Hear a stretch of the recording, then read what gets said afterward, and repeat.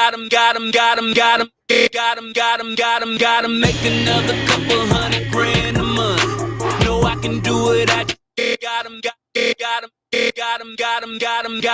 another couple $100,000. As soon as I go live, my equipment isn't working. Let's see. Why didn't that? Yeah, I know I'm live, but why can't you hear? Gotta make another couple $100,000 a month.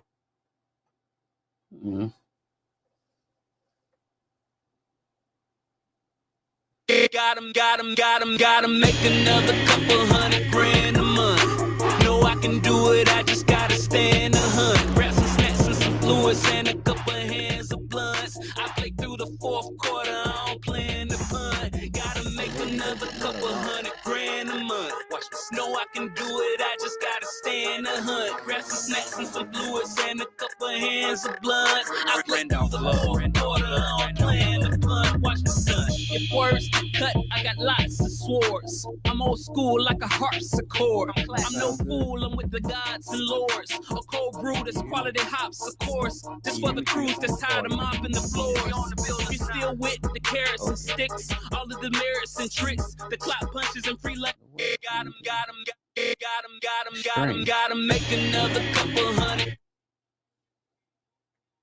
All right, so as the title goes, I'm assuming you can hear me. I'm assuming everybody can hear me.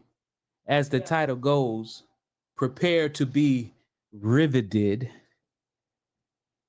Riveted, meaning to be glued to your seats. I was one of those people growing up that when somebody asked me what I did for fun, like, what do you do for fun? I never knew the right answer. I never knew what to say because, and as I got older, I realized the reason why I didn't know what to say when people asked me what I did for fun was because I learned for fun. And as a kid, to say that you learn for fun, you might as well put on glasses and suspenders and some high waters. But as you get older, learning for fun becomes very lucrative, not just in the money sense, but you become valuable to people. And when you're valuable to people, when you can solve problems, when you can be dependable, when you can be polite, say please and thank you, do what you say you're gonna do, it gets you friends, colleagues, and people who want to collaborate with you to manifest more things. So this right here is a test to see how the live goes. Now, what I just learned. So one of the things, I have a LinkedIn account. If you got LinkedIn, just search Randolph Love III. But one of the articles that I made, and I say made because I used AI to help. And what I did was I put one of my favorite quotes into AI, Chat GPT to be specific. I put one of my favorite quotes there and I said, what do you think about this quote? And that quote was, everybody's building their plane while flying it. You ever heard that? Everybody's building their plane while flying it. Here's what that means. What it means is the people that you see out there getting it, they don't have, if you wait for everything to be perfect, it will never be perfect. I remember I'm a licensed continuing education provider, pre-licensing and continuing education provider. And I had a contract with this company that was doing 50 million gross annually, 50 million gross, very umbrella company, got schools throughout the nation for adult students. And I remember they put out a new course And throughout the course, it was riveted. It was, I was about to say riveted, that's not the word. It was filled with mistakes, errors throughout the entire course. And as I'm going through this material, I'm asking myself, how can a $50 million company get away with putting out a product so subpar, so mediocre? What I realized is everybody else was paralysis by analysis. Everybody else trying to get it perfect, and their course never even came out.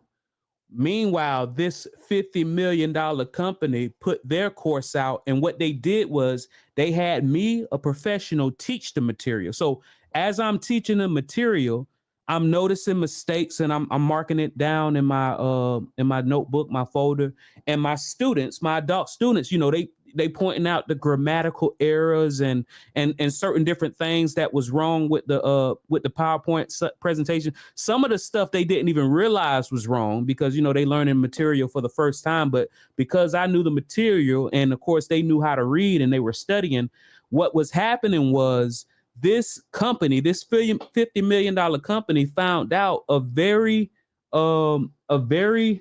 very powerful principle. And let me see what the name of that principle is. The simple term is the 80-20 rule. But what's the fancy term? What's the term that you use when you want people to think you smart? Let's see. The term, and I might not even, I was about to say I might not even be pronouncing this right, but I'm born and raised in the South, which I learned recently. I don't live in the deep South because I live in Florida. If you live in like Alabama, Mississippi, that's the deep South. Even though geography wise, you're a little bit further south. And if you want to say deep, I mean, the further south, you might say deep, but actually because of the experiences that, that area went through, imagine what the racism had to be like for y'all to say, I don't care. For people like Martin Luther King, and they say, I don't care what happens. I can't keep doing this. So, I'm from the South. I was born and raised in the South, not the deep South, but the South. And I do have a little twang with the way I talk. I say processes, even though I know that the correct way to say is processes, but I refuse. This is just the way I talk. Processes all day. But what that company had was what was called the 80-20 rule.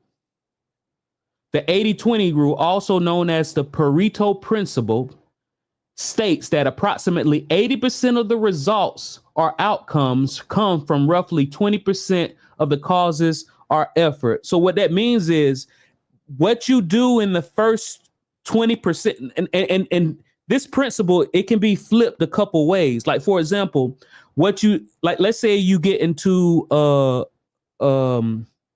let's say you go into business with somebody, right? Let's say you go into business with somebody and y'all come up with an agreement. Y'all start the business. You get the business going. The business is wildly successful, but then you get into a partnership dispute and you end up in court. Guess what you didn't do in the first 20%? You didn't get some type of agreement. So what you have is when you work, listen, what you do in the first 20% is very important. So what they did was they say, hey, we're going to put out a product. We learned that the first 20%, you just need to execute. And we're going to put out a product that's only 80% done. We're going to execute, and we're going to put out a product that's only 80% done. And we're going to use professionals like Randolph. We're going to use the students to have them be our editors. Because we know that speed to market is the most important thing. You have to get it out, and then once you get it out, you can work on it. You can make it a little better. You can look at things. Okay, that didn't work this time. Next time let me do this. That sort of thing. What it is what I just learned is that I thought my sound would work, but it's not working. I don't know. Maybe it is. Maybe y'all can hear it on y'all end. I just can't. Let's see. But anyway, I thought my soundboard would work, but it doesn't seem to be working. But here's the thing. I know for the future, I know it's somebody in a room right now that's thinking about starting the stream, but they got every time it's you got to get this, you got to get that, you got to chew this out, you got to do that, blah, blah, blah, blah, blah. It's been 5 years. I ain't put one stream out yet. So as I learn, I'll get better. Why am I streaming? Why not? Because here's the thing. Everything is a rhythm. And when you watch a lot of those big streamers, now here's the thing. I'm streaming for, people who are aspirational. I'm streaming for business owners, entrepreneurs, investors. You're going to see a lot of content. I got a series coming out where we're going to be touring multi-million-dollar mansions. I'm talking about multi-millions. Some modest mansions, some 2-3 million, but some $20+ million abodes. So we're going to be coming out with that.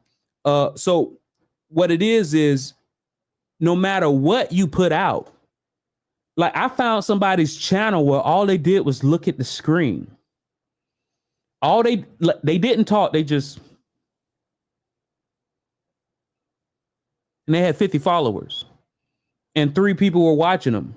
Right. And he had just started. So I got maybe 2-3 people watching and I'm talking. He's doing just as good as me, not saying anything, but because he's actually doing it. So this right here is just a test. I'm going to, hopefully I dropped some nuggets. You learned about the Pareto principle, the 80-20 rule. I know I butchered it. I'm going to talk about the 80-20 rule again, but I'm not going to be so butchery with it. I'm going to have some better examples. But basically what it says is you need to be okay with putting things out that are only 80% done. Because it's a couple ways. The Pareto rule is 80% of the outcome is dependent upon what you do in the first 20% of the process. But that rule flips around, meaning that if you want to do something, put it out at 80% and then let the people critique it. And here's the thing about the 80-20 rule. You can't just put something out and get upset when somebody gives you insight and feedback. And here's the thing. If you are practicing the 80-20 rule and you're putting something out at 80%, you need to explicitly ask people to give you feedback. So I'm explicitly asking y'all to give me feedback on what needs to be done, what should be, all that stuff. I don't really watch a lot of streamers, so it's probably y'all might be stream watchers, and it might be things you might, hey, you need to do this, you need to do that, you need to work on your sound, this, that, and the third.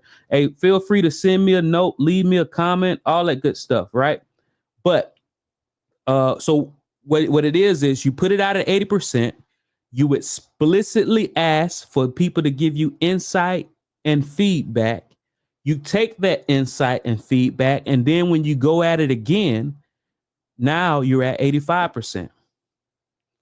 And then you get more insight and feedback, and then you take that insight and feedback, you go at it again, now you're at 90%. You keep going. And as long as you explicitly ask for help, as long as you take that feedback, not get defensive, but that get outside of yourself and pay attention to it, then you'll be on another level, right? Because really the only one of my mentors, Doug Andrew, he says and I think he got it from Zig Ziglar, The only difference between a big shot and a little shot is a big shot is a little shot that kept shooting, right? And I'm definitely one of those people that keep shooting. I'm always trying new things. One of the things that I'm going to be doing on this channel, because like I say, I like to learn for fun. I'm currently studying for my retirement income certified professional designation, also known as the RICP. I'm currently studying for that. So literally in the middle of the night, you're going to be studying with me to where you could probably take the RICP designations and pass if you are, watching these streams and learning these concepts.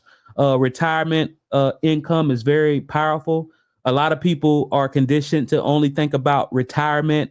It's for people who are 60 plus. Actually, if you are aligned with the right people. By the way, this live is sponsored by Shield Wolf Strongholds, a wealth protection company. We specialize in business exit planning and life insurance. And if you want to have the option of exiting your company or your high-paying corporate job in 5 to 10 years or less, call us or reach out at shieldwolfstrong.com. SHIELDWOLFSTRONG.com, and we'll help you out. So, but what I'm going to be doing is I'm going to be studying the RICP designation, like in the middle, I'm going to be doing it like in the middle of the night, maybe, probably after 12, maybe 11, that sort of thing. But I'm going to be studying for a couple hours every night. And it's probably going to be boring to a lot of people. Listen, I ain't going to even, but retirement is very important. Like when, no matter if you're 30 or 50, if you're 30, 35, 40, you align yourself with the right team, because it's not just me. I learned something recently, and I'm going to talk more about this, and I just recently put it in a presentation. Whoever heard of the word idiot? Whoever heard of the word imbecile, right? So when I was younger, the first person, which I heard these words, and my granddaddy, he told me, he said, hey, you don't want to be an idiot. You don't want to be an imbecile. You don't want to be a moron. He said, an idiot is somebody with the mental capacity from the age of 0 to 3. An imbecile is somebody with the mental capacity from 3 to 7. A moron is somebody with the mental capacity from 7 to 12. Essentially stupid. And even when you go to look up the definition of idiot, imbecile, moron, it's, the modern day definition is stupid, foolish, right? So, I like words. And like I said, I learn for fun. So I looked up the origin of the word idiot. And did you know what I discovered? The origin definition for the word idiot was a private person. Think about that. The word that we know as stupid was a private person. I know what y'all gonna say. Well, it's not stupid to be private. Keep your stuff private.